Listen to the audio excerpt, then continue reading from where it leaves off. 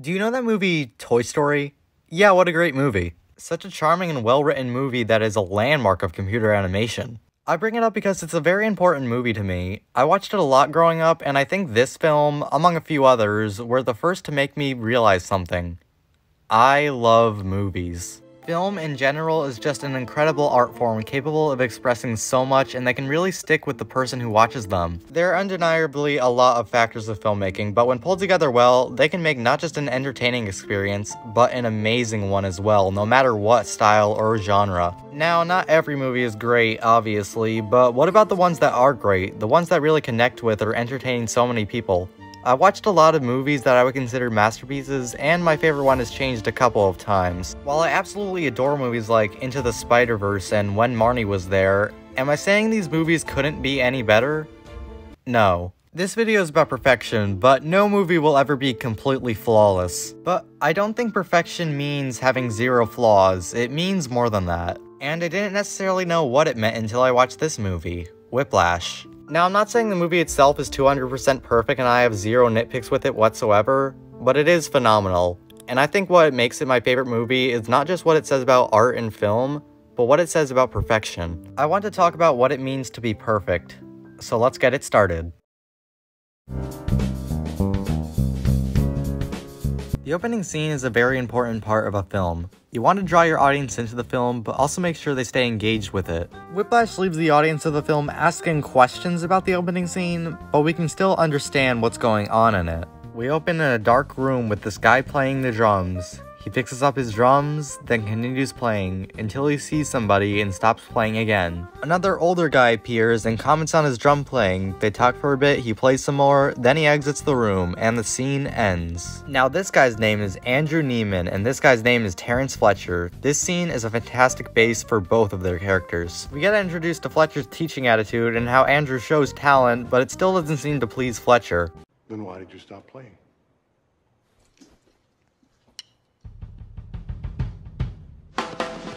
A few moments later. Did I ask you to start playing again? In a way, this is how you can sum up the majority of this movie in just 2 minutes. It's a phenomenal opening scene that really hooks the audience into the movie. Next, we get to explore Andrew as a character. Something I love when films do is when we focus the entire film from just the main character's perspective. Like, every scene relates to a conflict the main character is dealing with, and there aren't many scenes, or even none, that they aren't in. This movie is entirely set from the perspective of Andrew and how he reacts to all the things going on in the film. Name me one scene Andrew isn't in. Can be done. This makes him not only an intriguing character, but also makes the story and emotions stronger later on in the film. Due to the movie being set from one point of view, we feel everything he feels, and the fantastic directing helps as well. In the first couple of scenes, we see what is presumably a typical day for him, where he does things like go to the movies with his dad and go to band practice. It makes him feel like a believable character, and we can see where his motivations later in the film would come from based on just the first 10 minutes. On top of that, we also get introduced to some of this movie's other amazing attributes, like the cinematography. It comes into play more later, but here, the movie really sets you up with the atmosphere it's going for, and it works really well. I haven't even started talking about the meat of the story yet, but this movie just gets the outline of the story so right. I said the opening scene could leave the audience asking questions, but in a good way. Part of this is because any good story shouldn't be boring and you should want to keep your audience engaged, but another part of it is because of the way these characters are written. Both Andrew and Fletcher are written in a fascinating way. While the fascination with Andrew's character doesn't come until a little later in the film, with Fletcher, not only does it surprise Andrew, but the audience as well. His attitude and ways of teaching put us pretty much on the same level as Andrew. Like that clip I showed, it's not really what you would expect from a normal teacher, which makes us sympathize with how Andrew is dealing with this even more. We do get to the point where we sympathize with Fletcher as well, but I'll talk about that later. Anyways, Andrew is a band student pursuing drumming and becoming what he calls one of the greats. Sounds simple, but it's way more complex than you think. About 10 minutes in, we get to see Andrew in his band class and his teacher. Now this guy isn't nearly as rough as Fletcher.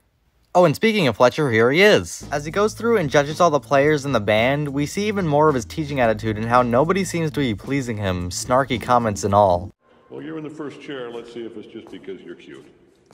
3, 4. Yep, that's why. With that, Andrew and the other drummer guy, Ryan, play for him. But to the band's and the audience's surprise, Fletcher wants Andrew in his band. No, nobody told Fletcher he needed to take somebody from this class to be in his band. He just did it for himself. You might want to keep that part in mind. This surprise gives Andrew something he didn't have much of before. Competence. He's seen Fletcher twice in the film so far, and both times have not been pretty, but he was able to get into his band. Fletcher doesn't seem to like or show positivity towards anybody, so it means so much to Andrew that he was chosen. On top of that, in the next scene, Andrew asks out the girl who works at the movie theater he goes to his dad with, and he gets a date. Wow, what a great day for Andrew. They can just have this be a 15-minute short film and end the movie right here, right? No. As the story continues and the characters develop, we get so many more layers of complexity to the things that have already been in the movie so far. Oh, and we also get the reason why this has an R rating. Back in 2015, J.K. Simmons received the Oscar for Best Supporting Actor. Now, I haven't seen any of the other films receive a nomination in that category that year, but after watching Whiplash, I think it's incredibly obvious why he won that award. Sight read measure 101. What are you, in a fucking a cappella group? J.K. Simmons is an incredible actor, and on top of that, he's a great voice actor. From Tenzin and the Legend of Korra, Klaus, and best of all, this bug from Phineas and Ferb. So that I can say, Wecklum Gynats! Wait, what? His performance in Whiplash is exceptional, and part of the reason why this movie is so remembered today. As I'm writing this video, I'm reading off some of his quotes from this movie, and I can't help but hear them in his voice. It's not because this was a movie I grew up with or anything, obviously not. It's because his performance is so memorable and really sticks out from the rest. He presents such an amazing charisma that really makes you hate him, but kind of in a good way. Honestly, Fletcher is a little bit scary. At first, Andrew doesn't realize this at all. Like I said, things were looking up for him. But one of the first details that sets up Fletcher's character is when he tells Andrew that practice starts at 6 in the morning, only for Andrew to find out the next day that it actually starts at 9. It took me a while to wrap my head around this part, and yeah, if it's your first time watching this movie, then it'll definitely seem like kind of a pointless detail, but it's really the first test of Andrew's dedication to this. The dedication he sinks further into throughout the course of the film, only for it to completely consume him. And all this started with this guy. When Fletcher first enters the rehearsal room, he makes his presence known, but not too obvious, if that makes any sense. You definitely feel his sense of importance when everyone becomes silent at the event of his arrival and he enters on the exact second. He seems kind of threatening for a minute, but then he makes a snarky joke, like anyone would. I don't think I've ever seen a better introduction to a character in a movie than I have here. On the outside, Fletcher seems like he's a normal, boring music teacher, whoop-de-doo, yay, but on the inside, he's a monster. We see a bit of who he is on the outside when he makes the snarky comment, and then the film slowly shows us what kind of teacher he really is. The band starts playing and he makes some more comments. They're rude, but nothing too out of the ordinary yet. Then after only a few more measures of music, the band is stopped and Fletcher reports an out-of-tune player. To an average music teacher, this wouldn't be a huge issue, but to him, it seems more critical, and it gets more and more critical as he narrows down the players and finds the out-of-tune one. The guy already starts to cry, some more snarky comments, and then why the fuck didn't you say so? this scene and all the other Fletcher scenes in this movie are so good at building suspense. There aren't any jarring or awkward transitions of tones. We know when something is important, it keeps building until something like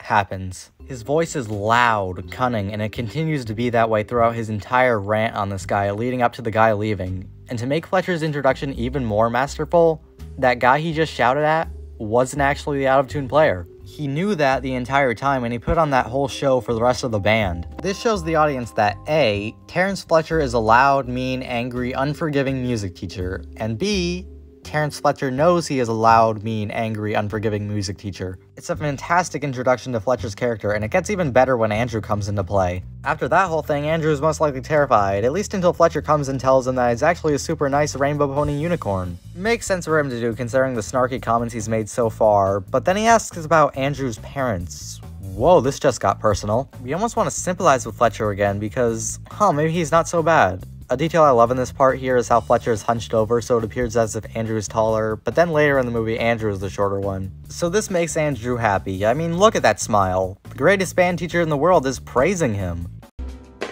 Got Buddy Rich here. When Andrew starts playing his music and Fletcher stops him, he's very calm and relaxed. He even acts kind of nice. But Fletcher stopping Andrew continues on for an entire minute, and it's clear something is up. Until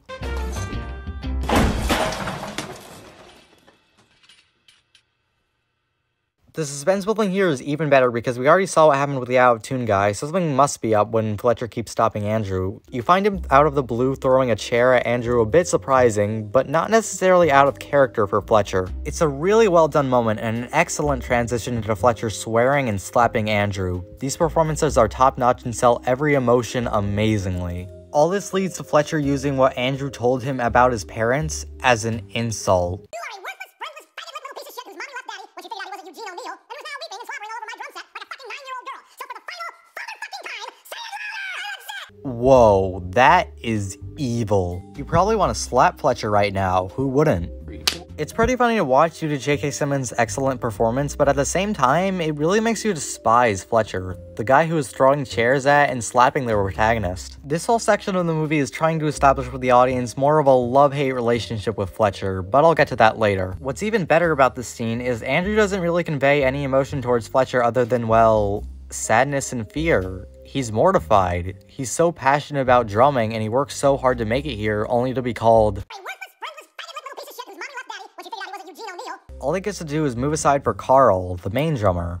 What a great scene. Not only is it the first time we get to see the character relationship that will be presented throughout the rest of the film in full force, but it really changes the mood of the film without entirely making it feel awkward. After watching this film like 3 times, I went and watched the original trailer for it. If there's one thing I took away from that trailer, other than the censoring is hilariously obvious, if you deliberately sabotage my band, I will gut you like a pig. It's the big mood transition in the trailer after we see Fletcher. The trailer becomes dark, depressing, and music gets softer as we hear the sounds of screaming. I usually don't like big mood transitions like this in trailers because it feels like the marketer is saying, oh, by the way, this movie will be emotional and stuff, haha. But in this trailer, it works because it reflects the actual movie really well. It's not quite the same for both the audience or Andrew after the scene, and it stays that way for a majority of the film's remaining runtime. Andrew's motivation is so believable because, yeah, having someone throw a chair at you isn't fun. You really want him to succeed and defeat Fletcher in an epic battle. Unfortunately, though, that's not what happens. What we get in place of that is possibly even better. At this point in the film, we know what we're going to be in for the remaining hour. We have a main character with the motivation, we have something holding the character's motivation back, but what about everything in between? Andrew's life isn't all drumming, Fletcher's life isn't all throwing chairs. We already know that Andrew has a motivation, but what other things surround that motivation, or even get in the way of it? Well, take a look at this transition here. This is the most basic transition in the book, just an abrupt cut from one scene to the next, not even any score transitioning the two either. We go from a montage of Andrew training to his date with the girl from the movie theater, Nicole. Complete opposite scenes in terms of tone, music, and overall atmosphere. The montage of Andrew training ends with Andrew bleeding and angry. This is because, well, this one experience with Fletcher is completely altered in his definition of greatness. If someone respected and talented screams at you and calls your art garbage, it can hurt. But instead of hurting Andrew, it pushes him further. And he's obviously more determined now because of Fletcher. Do you think he would go through all this trouble and all these band-aids if Fletcher has just been like, your music is garbage, haha? Probably not. His goal has gone from being a great drummer to being a great enough drummer for Fletcher. That's a high bar, and Andrew's journey to reach it will no doubt be heavy. Back to the date though, it's noticeably calmer and more laid back than the previous scene, and the transition I mentioned earlier only makes that more obvious. It's a casual and cute scene, and it's really nice to see our protagonist be happy about something after the previous 15 minutes of the film. But then, directly after this scene, we're back to Andrew's drumming and Fletcher's screaming.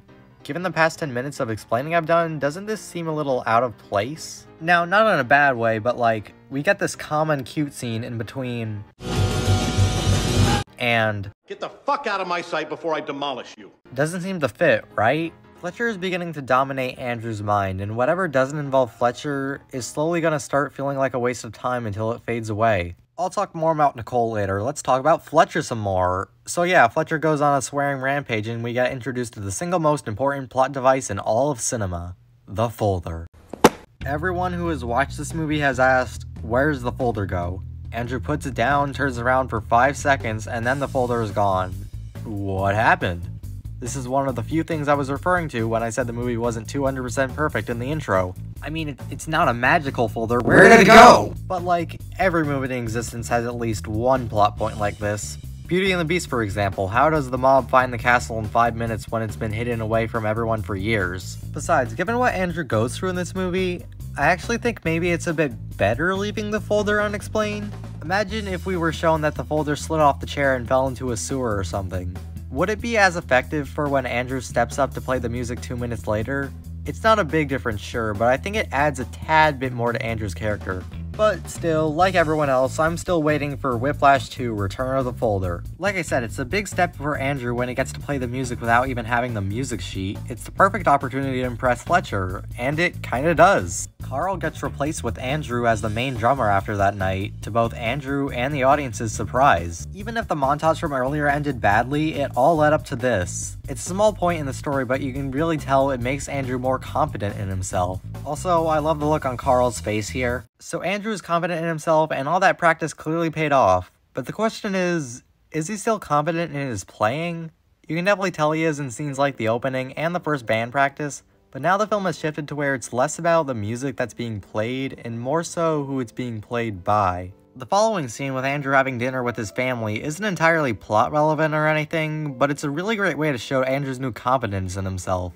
At this table, Andrew is the only musician. The others likely don't know anything about drumming or band in general. When you're good at something, you're more likely to feel confident in front of people who don't have your specific skills, rather than ones who do have your specific skills. While the scene starts out as just a calm moment, just sort of slow down a bit, it gets interesting once Andrew's, cousins come in. They're awesome, epic football stars, and everyone seems to show more appreciation towards them than they do for Andrew. Also, the dialogue in the scene is just plain phenomenal. It'll sound stupid if I try explaining it, so just watch these clips. So that's your idea of success, huh? I think being the greatest musician of the 20th century is anybody's idea of success. Dying broke and drunk and full of heroin at the age of 34 is not exactly my idea of success. I got a reply for you, Andrew. You think Carleton football's a joke?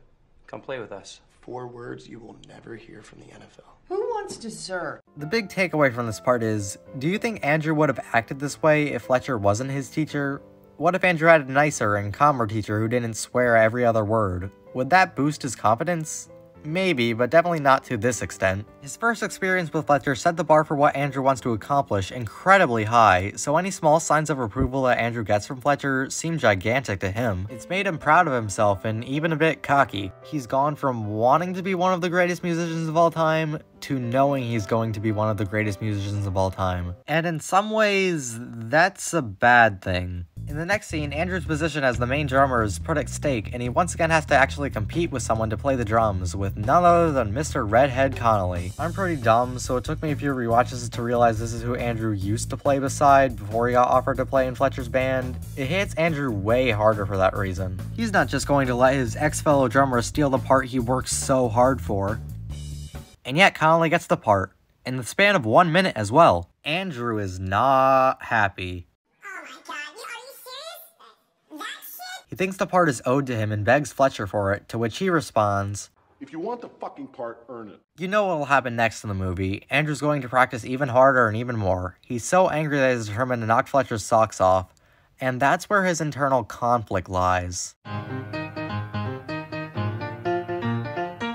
Before I continue discussing the plot of this film, I think it's important to discuss its director. Whiplash is directed by Damien Chazelle and is one of his 3 films, the other 2 being 2016's La La Land and 2018's First Man. I adore La La Land. The songs are vibrant and amazing, the musical score is magical, the romance is so natural and endearing, the cinematography is really well done, and overall I think it's a film that can connect to anybody and leave them in a good mood. I don't think it's quite as interesting or emotional as Whiplash is, but it's a very worthwhile film from start to finish, and I just love it.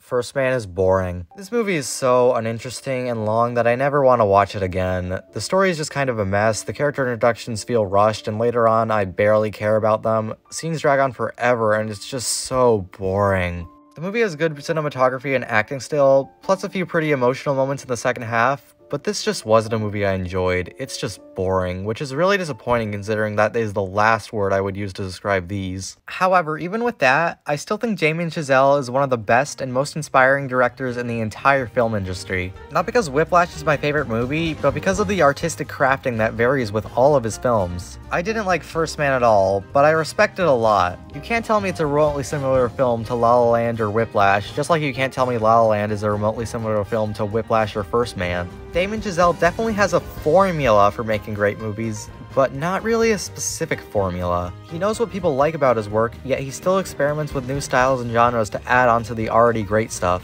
The amazing dialogue and cinematography of Whiplash are still present in La La Land, yet that movie is a romantic musical, while Whiplash is a psychological and even dark drama. Heck, the jazz talk and J.K. Simmons of Whiplash are also present in La La Land. I respect these movies so much because of how logically Chazelle experimented with them. While First Man was boring, it certainly wasn't aimless. It's a movie with a deep story to tell, and like I said, it still has hints of the amazing directing that was present in Whiplash and La La Land. It's not like he pulled up some random idea that he thought might have worked and just threw it on the screen. He knows the art of filmmaking so well and branches out with it more and more with each release. It's the same reason why I love animation studios like Pixar and Studio Ghibli. Can you tell me that Onward is similar to Soul, and that Soul is similar to Luca? Can you tell me that Spirited Away, My Neighbor Totoro, and Kiki's Delivery Service are all the same movie? Not likely. These movies aren't just great movies, but they're distinct and memorable for having unique stories and styles that have vastly different pros and cons, outside of vague things. I bring all this stuff up because I think it reflects the direction Andrew's character arc is not going in. Andrew's mindset at this point is the opposite of everything I just talked about. Fletcher's on such a high level in Andrew's mind that all he cares about now is his approval. Not his own approval, just Fletcher's. It's obviously difficult for him to get that approval, but he sure is trying. However, that's the problem though. If Andrew's path to becoming a great artist is pleasing one single person, what is he ever going to accomplish? He won't add anything to the world if all he wants is to please Fletcher. There's no creative variation in the music he's playing or anything, he just wants to improve what anybody besides Fletcher would consider good. That's not necessarily an awful thing, but in terms of Andrew's character, it's pretty sad. The way Andrew's pursuit of what he thinks will make him a great musician leads him to feel unhappy and make decisions that he knows he doesn't want to make. He breaks up with Nicole and he practices so hard that it gets gory. Drumming is no longer something he's passionate about like it was at the start. It makes him feel frustrated, angry, and unhappy. It's now nothing more than a competition for Fletcher's approval, something that is so hard to get. In the next band practice, things get really ugly. Andrew, Carl, and Ryan all compete for the part, with Fletcher not happy with any of them and making snarky comments to no end. And here comes Mr. Gay Pride of the Upper West Side himself. He keeps the three of them competing for hours, making them angry and sweaty. Fletcher's screams only getting louder, the intensity of the scene only increasing, the angriest Fletcher gets throughout the entire movie. This scene in particular really makes the directing of Whiplash stand out. In previous videos, I've talked about why one of the reasons animation is an incredible medium is because you're able to do literally anything and portray so much by showing so little. I don't think live action has as many capabilities as animation does, which is part of the reason why animation is a medium that deserves more respect, but when put in the right hands, we get movies like this. Movies that use all the filmmaking processes to enhance the characters within the film itself. Listen to the sound mixing in this scene.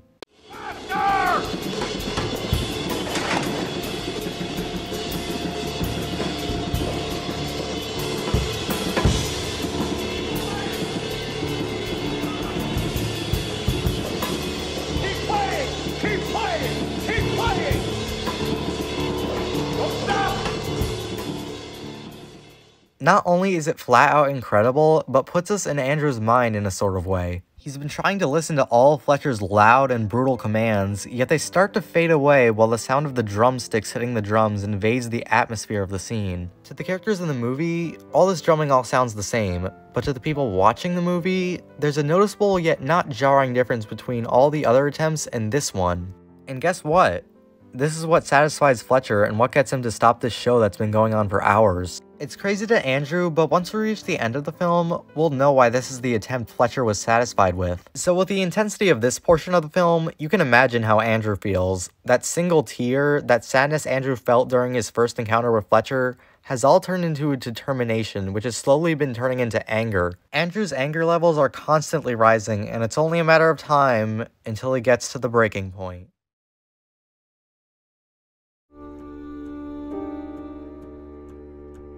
I've been talking about the connection between Andrew and Fletcher for over 20 minutes now. As you can tell, Fletcher hasn't changed all that much, outside of maybe screaming louder. He's still manipulative, hard to impress, and very rough. Andrew, on the other hand, has changed quite a bit.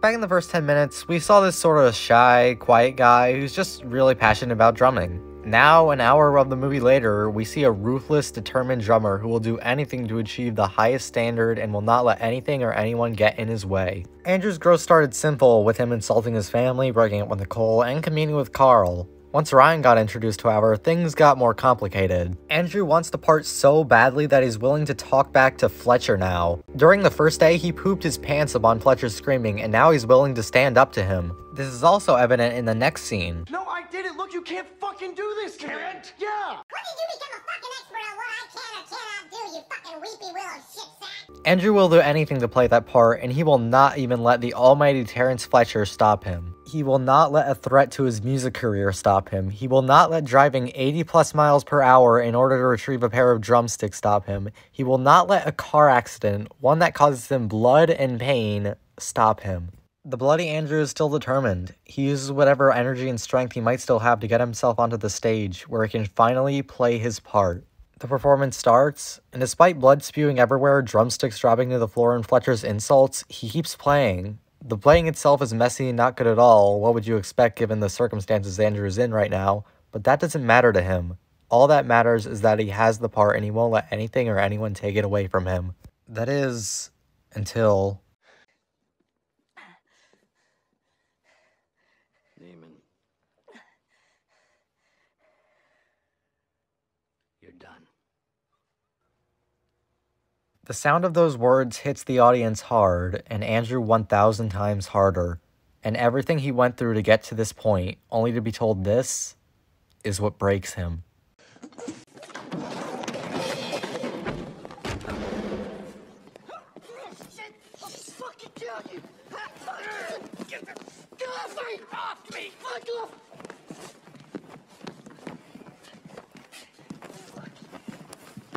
Fuck you! Fuck you, Fletcher! Fuck you! Get off! Fuck! Piece of shit! Fuck you! Given all that Fletcher has put Andrew through, it was inevitable that something like this would happen. But Andrew's lowest point is lower than we would have expected. Not only is he out of the band entirely, but his passion for drumming that he once had is gone. The next time we see him alone, he's watching a video of his young self innocently playing the drums. And despite how far Andrew has come since then, he fails to even hold a smile. And who can really blame him? As much as he loves drumming, the world around him has convinced him that he will never be good enough. All the pain, agony, exhaustion, and sadness still couldn't get him to what he believed was what would make him happy and proud of himself. Why would he want to continue drumming? Why would he want to continue pursuing his career in music? Why would he want to continue being an artist in general? But even despite all this, Andrew's anger towards Fletcher has dissolved and turned more into disappointment towards himself. We see him talking to a counselor about Fletcher's teaching and the way it affected him, and there's no doubt it did affect him. But even then, he's hesitant to call Fletcher out for his cruel actions. I think this is a really profound way of showing Andrew's disappointment. The whole movie, the previous 20 minutes of it especially, we have just been waiting for Andrew to make things even with Fletcher, only for him to just say, Just tell me what to say. That is how we know Andrew has lost. No passion for drumming, no anger towards Fletcher, no ambition or emotion towards anything or anyone. Just empty, sorrow, nothingness. But even within nothingness, a spark can still be ignited. A little later, we see Andrew walk past a jazz hangout where he spots a familiar name. He goes inside, only to be mesmerized.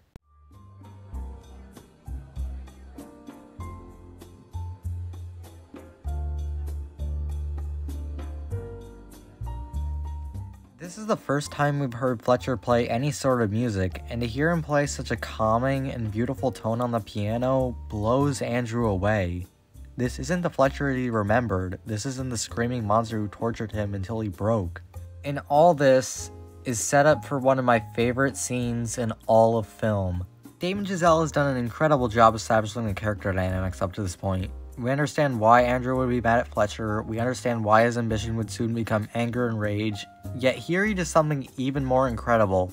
In one scene, he makes Andrew and Fletcher seem like the same character. That sounds impossible to pull off, given their once steaming hatred towards each other, but he did it. The scene starts with Fletcher spotting Andrew, and despite his fear, he joins Fletcher for a drink. Fletcher then reveals that comments that somebody made him lose his teaching job. Then we get the reason why Fletcher taught music in the way that he did.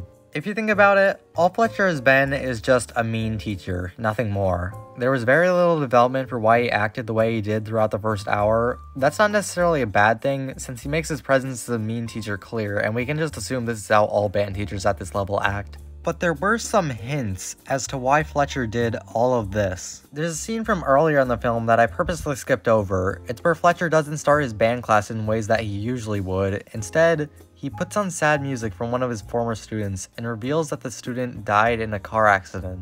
It's a scene that sticks out from every other scene in the movie because it's the only time we see Fletcher sad. Not angry, not frustrated, just sad. It makes sense why he would be sad, up until Andrew talks to the counselor, where it's revealed that the student didn't die of a car accident, but by suicide. Suicide from the anxiety and depression that was caused by Fletcher. At first, Fletcher lying about this seems unforgivable and the worst thing Fletcher has ever done. And it is, there's no doubt about that. Yet in the conversation he has with Andrew, we learn why he was doing all this. He says he wasn't there to teach or conduct, he says he was there to push people beyond what is expected of them, and beyond what they expect of themselves. Any fucking moron can wave his arms and keep people in tempo. I was there to push people beyond what's expected of them. I believe that is an absolute necessity. Otherwise, we're depriving the world of the next Louis Armstrong, the next Charlie Parker. But is there a line?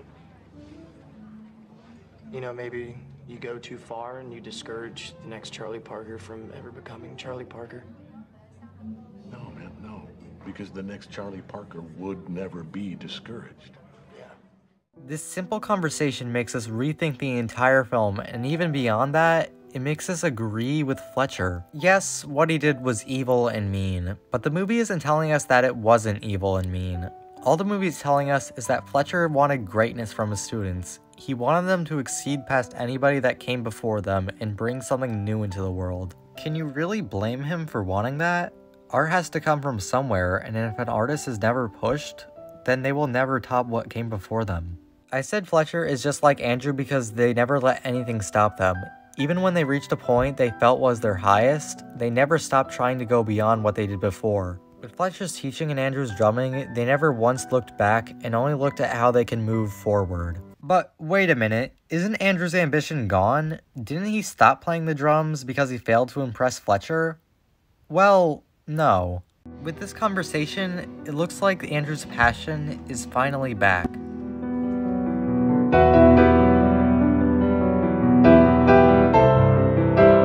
The ending of Whiplash is exceptional, especially when you consider that not too much actually happens in it. In my Catch a Door video, I talked about how the ending concert in this movie was the best way to wrap things up. This movie doesn't have a huge scale conflict, and the internal conflict is just between two characters. Because of that, despite the ending just being a concert, it has so much more substance beyond that, and it's just an amazing conclusion. After their talk, just as they're about to part ways, Fletcher offers Andrew a drumming part for an upcoming concert he's conducting. Andrew is understandably hesitant, and even asks Fletcher to go for Ryan or Carl instead. Yet the offer still sticks in Andrew's head. Despite his sadness and lack of ambition, he once again pulls out his drums and goes to the concert. I mean, what's the worst that could happen after all? Andrew's played this music before, so he likely knows it pretty well. And they'll be in front of a large audience, so it's not like Fletcher can scream at him. He might as well just do it.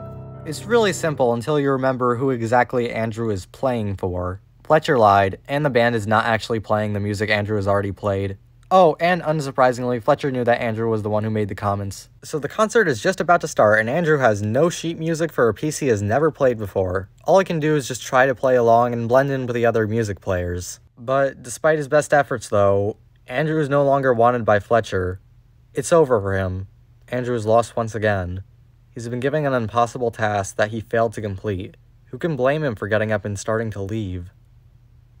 Yet, Andrew knows something he didn't know in the previous concert. True art comes from exceeding expectations. He may not be able to play this music, but he won't let Fletcher stop him. Not again. Back to the stage he goes, where out of nowhere, he starts playing. No build-up, no announcements, he just starts playing to the surprise of everyone. He keeps playing, and he doesn't stop, even through confused looks from everyone or Fletcher's yelling.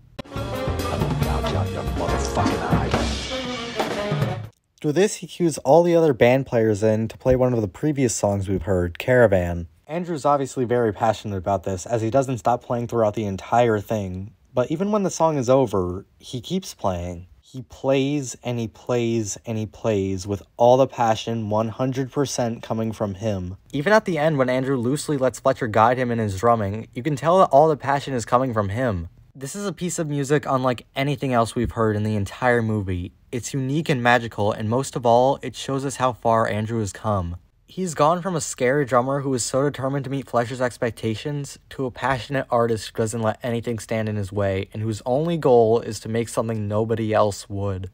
And here, with this concert, he did it. He's finally done it.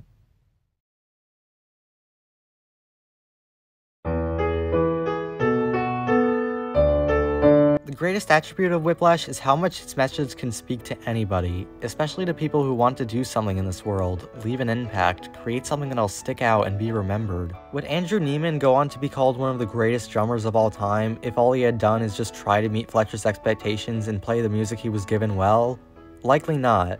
It's when he didn't entirely listen to Fletcher when he achieved greatness. He became a true musician and a true artist instead of just another drummer. Not necessarily because he exceeded our expectations, but because he exceeded his own expectations. That is essential for any great artist and just anybody who wants to make anything great in general. About a year ago, I made a video called Cachadora, A Study of Love. That was a video I was really excited to make. I hold Shira very close to my heart, and I wanted to talk about how much it meant to me. Yet, when I started making that video, I found myself getting discouraged. I had seen so many other people analyze Catcher and Adora's relationship in ways that seemed impossible for me to reach. Yet, I kept making it. The script for it got longer and longer, way longer than I expected it to be going into it. It took me hours upon hours to edit. It was a lot, but I finished it and put out a video I never could have pictured myself making. That video definitely isn't flawless, but it holds significance to me because of how much I surprised myself by taking all that time to make it. I watched Whiplash before that point, and I had always intended on making this video, and here I am, typing the final sentences of this script. A long script that's taken me a while to finish. This is something I never could have imagined doing years ago, yet here I am. Anybody who creates true art won't let the artist's spark in them die. They'll keep trying, experimenting, bringing in new ideas and styles to create something magical.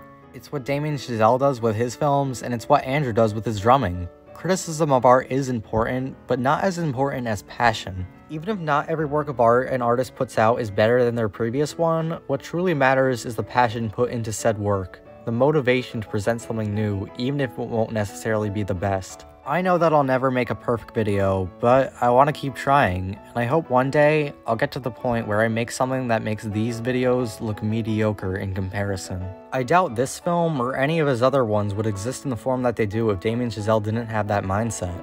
No piece of art will ever be perfect, but as long as there's somebody with a motivation to top themselves and present something new, creativity and artistry will live on forever.